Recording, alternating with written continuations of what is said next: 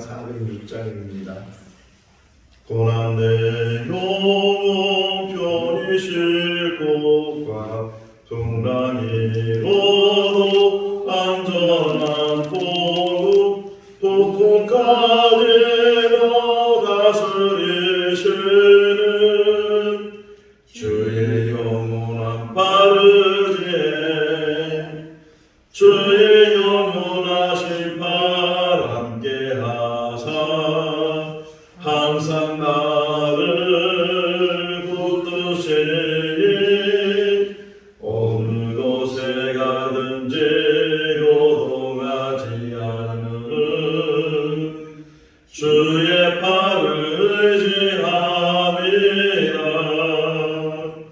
세상 친구들 나를 버려도 예수는 함께 동행함으로 주의 은혜가 충만하리니 주의 영원한 빠르지에 주의 영원하신 팔 함께 하사 항상 나를 붙드시니 어느 곳에 가든지 요동하지 않음은 주의 팔을 의지함이라. 나의 믿음이 연약해져도 미리의 귀한 힘을 주시며 위태할 때도 안보하시는 주의 영원한 빠르지에 주의 영원하신 팔 함께 하사 항상 나를 붙드시니 어느 곳에 가든지 요동하지 않음은 주의 팔을 의지함이라. 능치 못한 것 줄게 없으니 나의 인생을 주께 맡기며 나의 모든 죄 대신 지시는 주의 영원한 빠르지에 주의 영원하신 팔 함께 하사 항상 나를 붙드시니 어느 곳에 가든지 요동하지 않음은 주의 팔을 의지함이라. 요한복음 6장 16절에서 27절 말씀까지입니다. 요한복음 6장 16절에서 27절 말씀까지. 졸음의 제자들이 바다에 내려가서 배를 타고 바다를 건너 가버나움으로 가는데 이미 어두웠고 예수는 아직 그들에게 오시지 아니하셨더니 큰 바람이 불어 파도가 일어나더라. 제자들이 돌을 저어 시력이 찜하다가 예수께서 바다 위로 걸어 배에 가까이 오심을 보고 두려워하거늘 이르시되 내니 두려워하지 말라 하신대.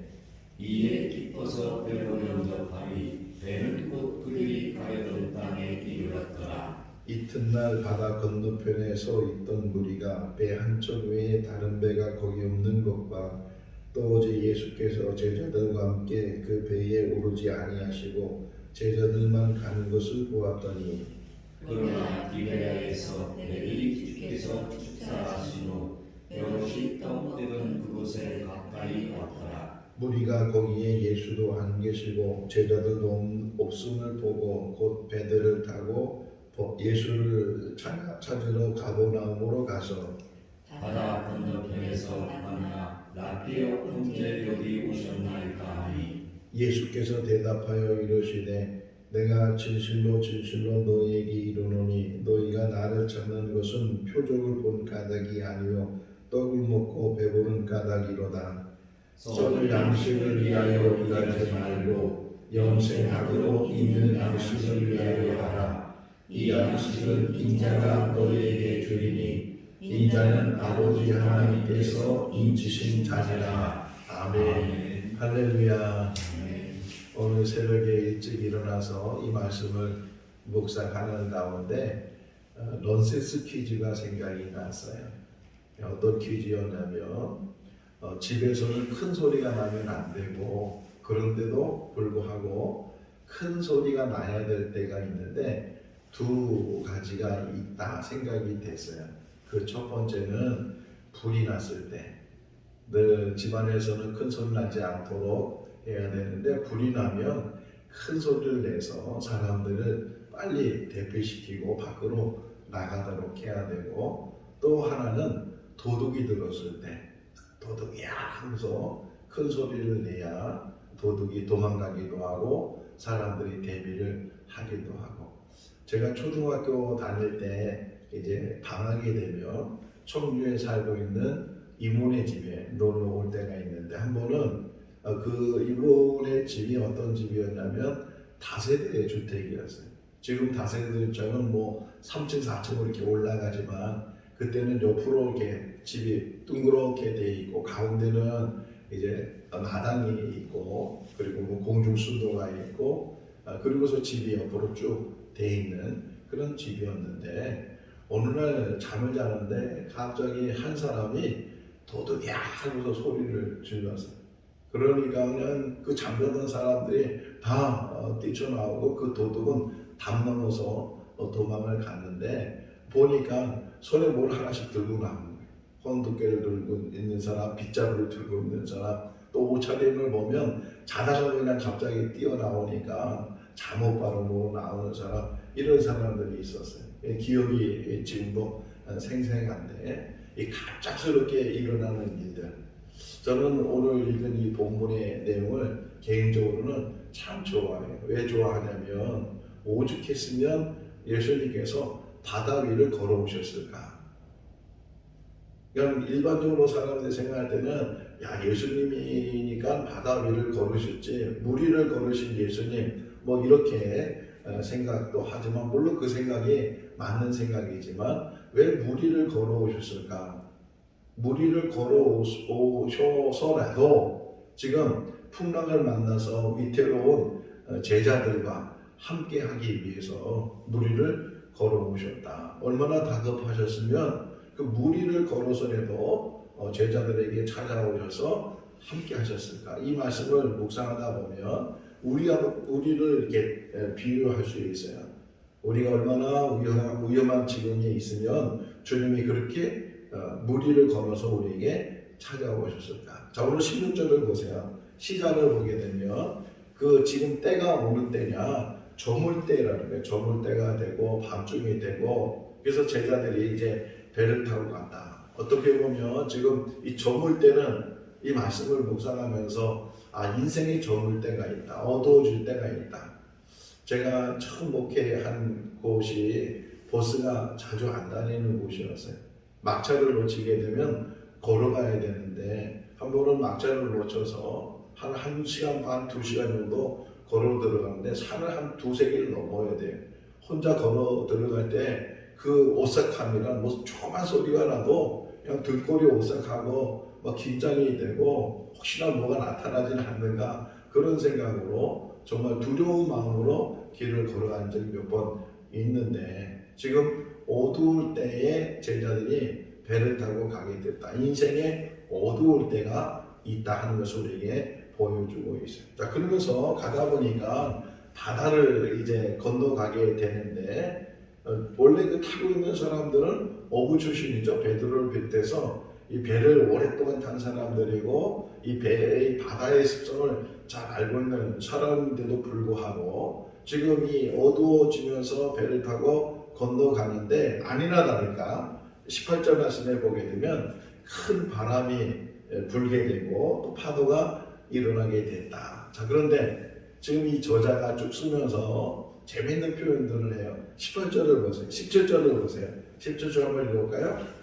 배를 타고 바다를 건너 가버나움으로 가는데 이미 어두웠고 예수는 아직 그들에게 오시지 아니하셨더니, 지금 현실적인 상황을 설명하고 있는데 지금 어두워지면서 예수님은 산 위로 올라가셔서 혼자 계시고 그 나머지 제자들은 배를 타고 지금 가버나움으로 가고 있어요. 이미 어두워졌어요. 그런데 문제는 뭐냐면 예수님이 아직 거기 계시지 않았다.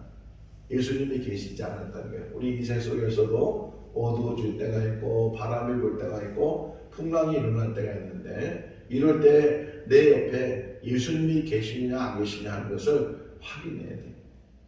또 예수님은 우리를 위경에서 그냥 두지 아니하시고 정말 맨발로 달려오듯이 무리를 걸어서 달려오듯이 우리를 찾아오시는 분이 예수 그리스도이시다. 큰 바람이 불어서 지금 배가 막 뒤집힐 정도로 아무리 어부 출신이고 배를 오래 탔다고 해도 그 파도를 이길 수는 없잖아요. 뭐 배가 큰 크루즈 같은 그런 배가 아니고 작은 배인데 그 작은 배가 그 심한 파도와 심한 풍랑을 이겨낼 수 없으니까 미경 가운데 있을 때 주님께서 급히 무리를 걸어서라도 그들을 찾아오셨다. 자, 여기 보시면 찾아오신 그 19절에 보면 가까이 오게 되니까 두렵잖아요. 전혀 경험하지 못했던 어떻게 사람이 무리를 걸을 수 있겠어요. 한 발만 디뎌도 물속에 빠지는 것이 사람의 중력이고 빠질 수밖에 없는 상황인데 주님께서 마태복음을 보게 되면 사람들이 유령이라고 그렇게 표현할 정도로 깜짝 놀랐겠죠. 무리를 주님이 걸어오셨을 때 뭐 조명이 비치는 것도 아니고 깜깜한 밤에 무리의 어떤 물체가 이렇게 가까이 오는 거 보면 그들이 얼마나 놀랐겠어요. 그때 주님 말씀하셔요. 20절에 보니까 내니 두려워하지 말라. 오늘 이 새벽에 이 음성이 우리에게 들릴 수 있기를 바랍니다. 내니 두려워하지 말라. 사방에 우겨 싸움을 당한다 할지라도 또 정말 공고한 자리에 흔히 말하는 세상의 밑바닥에 내려간다 할지라도 주님이 찾아오실 줄로 믿습니다. 우리가 찾아가지 못했을 때 주님이 그 어느 곳에 있든지 심지어는 시편 기자가 말하기를 수월에 빠져 있다 할지라도 거기 있는 것을 아시는 분이 하나님이시고 거기서 건져내시는 분이 하나님이시라고 우리에게 말씀을 하고 있습니다. 내니 두려워하지 말라. 늘 기도하다가도 또 생활하다가도 또 되는 일이 안 되고 힘겹고 그런 심지어는 고독하고 외롭고 아무도 돌봐주지 않고 그런 상황이라 할지라도 주님이 오늘 말씀하셔요. 찾아오셔서 말씀하시기를 내니 두려워하지 말라.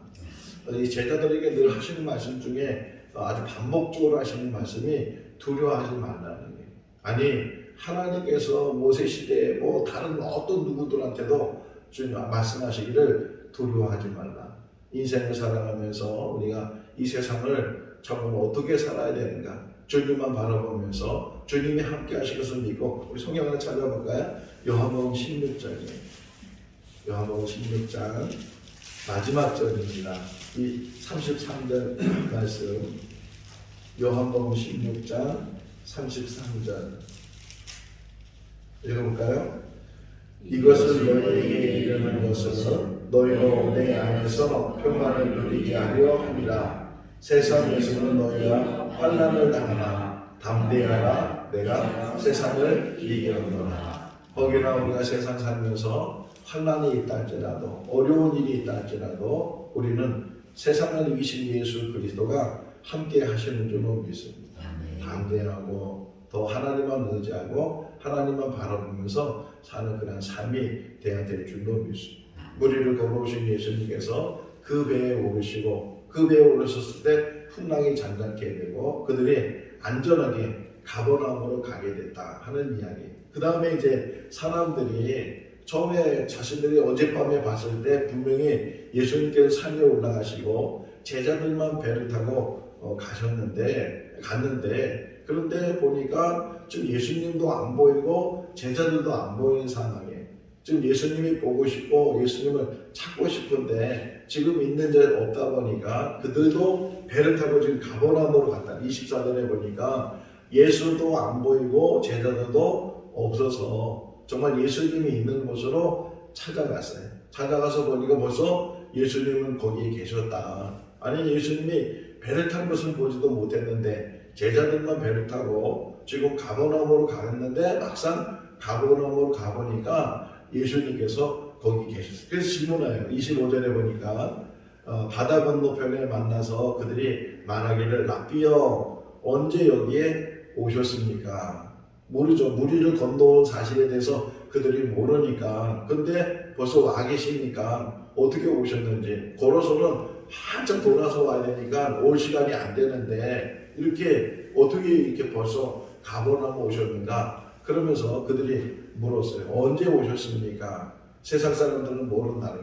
그럼에도 불구하고 정말 예수님께서는 위경 가운데 우리를 찾아오시는 분이시다 하는 것을 우리에게 말씀해요. 그래서 예수님이 정말 말하기를 우문현답이죠. 어리석은 질문 속에 현명한 답이 있는데 지금 예수님이 그들에게 말해요. 너희들이 나를 찾는 것이 어떤 기적을 보면서 깨달은 것이 아니고 다만 이 떡을 먹어서 배부른 것 때문에 나를 찾고 있다.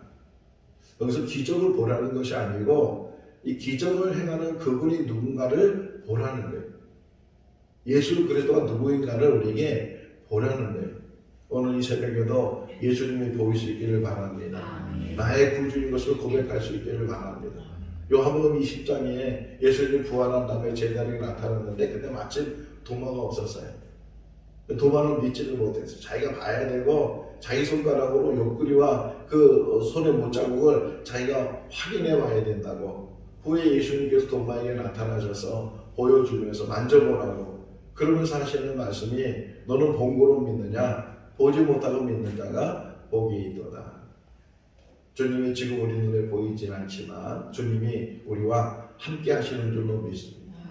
그분은 우리를 구원하시기 위해서 오신 구세주인 줄로 믿습니다. 썩을 양식을 위해서 일하지 말라는 이 마지막 27절이 그 말씀이죠. 읽어볼까요?